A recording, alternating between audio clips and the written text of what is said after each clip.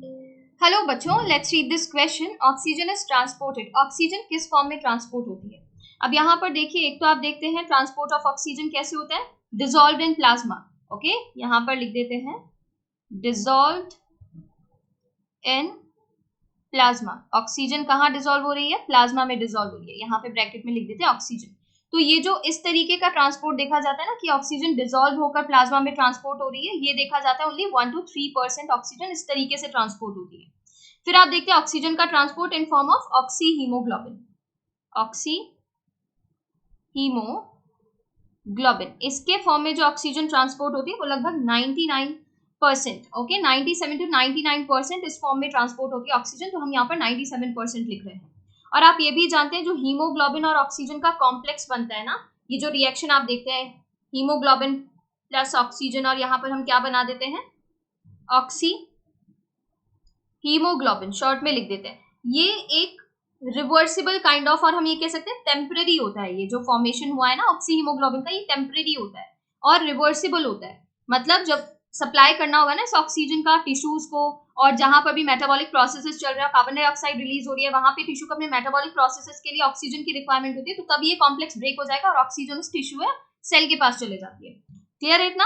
अब आप देखते हैं जो हीमोग्लोबिन होता है ना, हीमोग्लोबिन के पास प्रोटीन होती है जिसे हम कहते हैं ग्लोबिन प्रोटीन, ओके, और होता है iron containing group, Fe containing porphyrin ring आप पढ़ते हैं जिसके अंदर 4 पायरोल रिंग होते हैं। और ये जो 4 पायरोल रिंग होते हैं ना, इनके पास each ring has 1 ferrous ion, pyrrole ring, और हर एक पायरोल रिंग के पास क्या होता है, एक फेरस आयन होता है।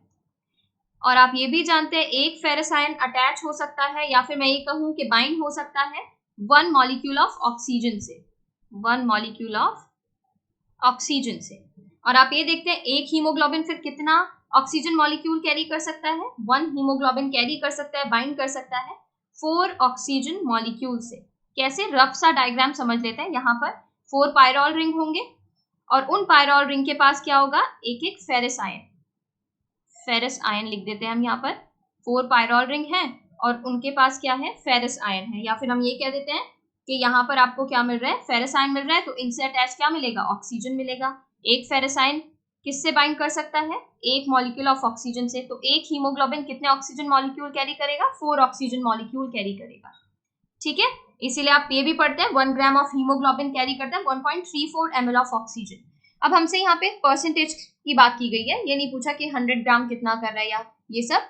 तो अब देखिए oxygen is transported 97% by haemoglobin. देखिए 97% हमने बोला हीमोग्लोबिन के साथ क्या कॉम्प्लेक्स बनाता है, ऑक्सी हीमोग्लोबिन, इस फॉर्म में हो रहा है 97%। और 3% कैसे हो रहा है, डिसॉल्व प्लाज्मा, प्लाज्मा में डिसॉल्व होकर, डिसॉल्व इन प्लाज्मा। तो ये हमारा करेक्ट ऑप्शन है। करेक्ट ऑप्शन जो यहाँ पर बन रहा है वो है ऑप्शन 1। 3% बाय हीमोग्लोबिन, हीमोग्लोबिन से 3% तो नहीं हो रहा है, ये इनकरेक्ट है। 50-50% दे दिया कि हीमोग्लोबिन से 50% एंड डिसॉल्व प्लाज्मा में 50%, ये भी इनकरेक्ट है।